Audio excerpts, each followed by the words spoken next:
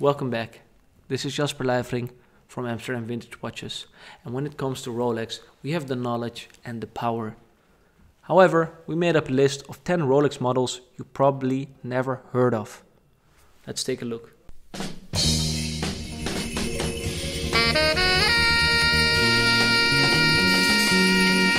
Okay, you know the Daytona, the GMT Master and the Submariner, and maybe you know a couple of references. However, have you ever heard of the Orchid, the Athlete, or even the Rolex Turtle Timer? Let's take a look at some interesting pieces you might not know of the existence just yet.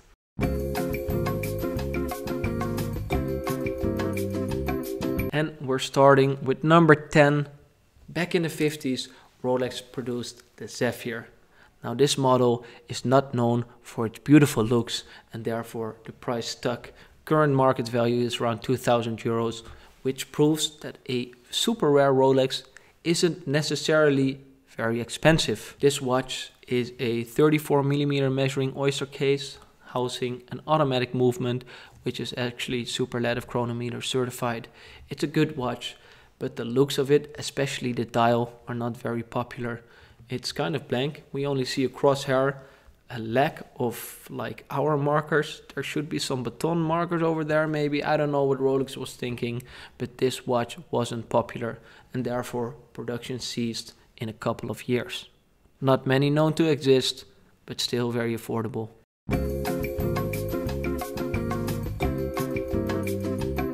On number 9, we're talking about 3 reference closely related: 1530, 1630 and 1831. These watches really look like the oyster quartzes that we really love. Actually, we love the design. We do not love the battery powered movements. Luckily, the 1530 and the 1630 aren't battery powered. They're automatic movements, but already have the looks of the quartz watches. This was before the quartz watches were ever produced, therefore making it very rare. Discontinued shortly after its introduction, as the models or the designs were intended later on for the quartz pieces only. The 1530 is around 10,000 euro, which is double the price of the 1630. Normally the Datejust models are more expensive.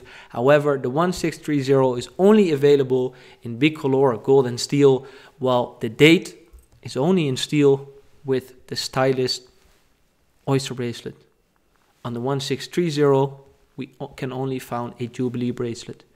We have to mention the 1831, which is like the Day-Date version of it. Only 8 pieces have probably ever been produced for the Shah of Persia. It is guessed to be one of the most heavy Rolex models in history, only made in platinum and with a current market value of around 300,000 euro. That's quite different than the 10K or the 5K that we see as a price tag on the Date or Datejust.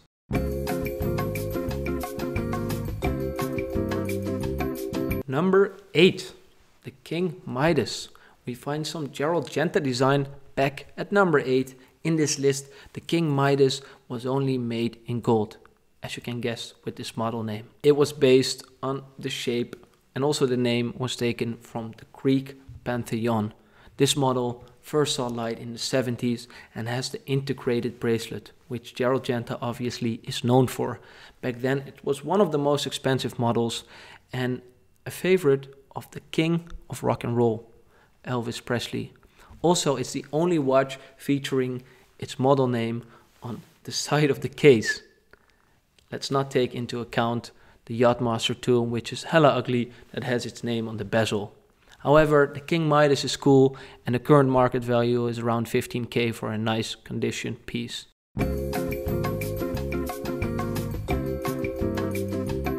Number 7, the Air Tiger, the Air Lion and the Air Giant. Might sound familiar because you know the Air King, a model that has been in production for 70 years, which is like the lowest price model of Rolex. It's going strong already for quite some time, but during the introduction, Rolex was really playing with the names and they released some pieces with the names I mentioned previously. However, shortly after its introduction, the production of these signed pieces seized, and we can only see the Air King in today's lineup. Current market value, however, is not very steep since the models aren't so expensive.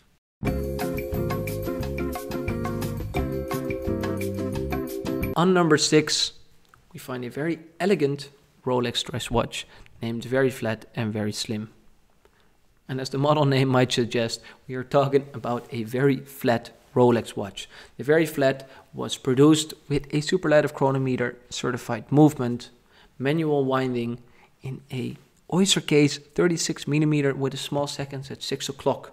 Very few were produced since the popularity really didn't catch. So I think it's probably because back then already Rolex was producing their more tougher models, their tool watches, sporty watches, and these dress watches weren't really the thing. People rather go for Vacheron Constantin or Patek Philippe or whatever. And then again, these models were also quite expensive since it was only produced in 18 karat yellow gold. The Very Slim though was in 34mm, had a snapback case, was slightly less expensive, and also came in 14 karat gold. Current market value under 10,000 euros.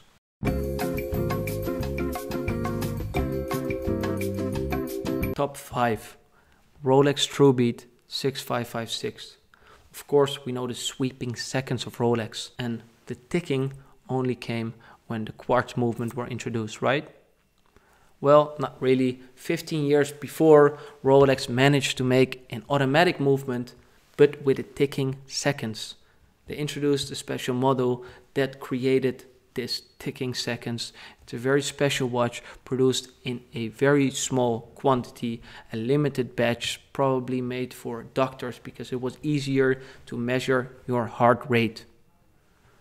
When you see a piece like this, and we have one, you know it's going to be very special, and the price of them are between 15 and 20,000 euros.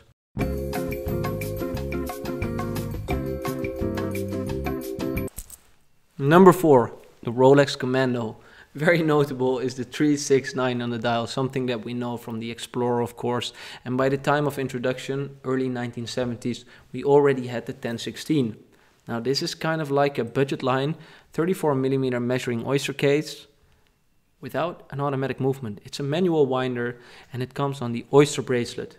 Also very notable is the rectangular hands. After 1 year it ceased production, making it a very rare model. Current market value ranging up to 25k. Not so budget now, is it?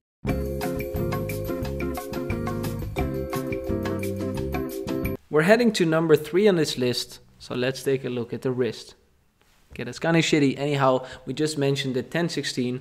The watch on my wrist is a 1016, but something strange is happening. We can't see the Explorer signature.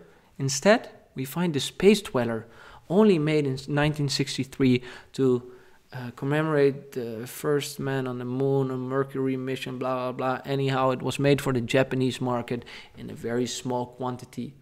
Probably only a dozen were ever created, and the last one being sold 2 years ago for around 85k. Makes me wonder how much this is worth.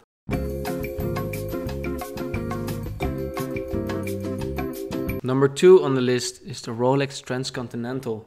Now this is actually the only watch that I've never heard of before making this list, and it actually inspired me to do this list since it popped up a few days ago on the interwebs by Eric Koo, who purchased this interesting Datejust with this weird signature. But that's not the only thing. The watch bears its own reference number 6602 and having this strange bezel, bi-directional turning piece.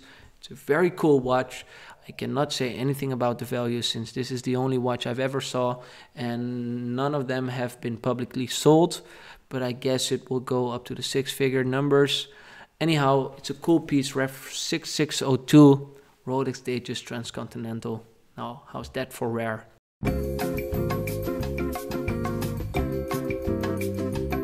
On top of the list, the Rolex Zerograph 3346. This watch saw light in 1937 and was maybe even made as a test. It houses its first manual winding chronograph movement and also has a big honor to have the first bidirectional turning bezel. One pusher, 32mm measuring, stainless steel. We see different configurations, the last one being sold by Philips Auctions with the California dial in black, fetched 350k. This watch is uber rare and definitely deserves a spot on top of this list.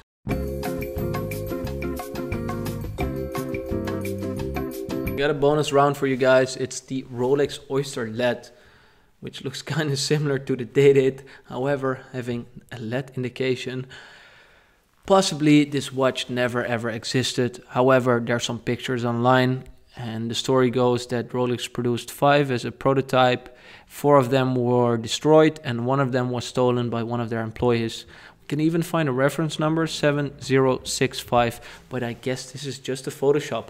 Please, I want to know your thoughts. Also, I'm curious to see what watches on this list you already knew, or if maybe even we forgot something on the list. Make sure you subscribe. We will do more videos in English. Usually we do them in Dutch, but it's fun to do this for a change. A thumbs up would be appreciated for the effort. Thank you so much for watching. This is Jasper, and I'm here to tell you that the best day to buy a vintage watch, especially when it's a rare Rolex, is today.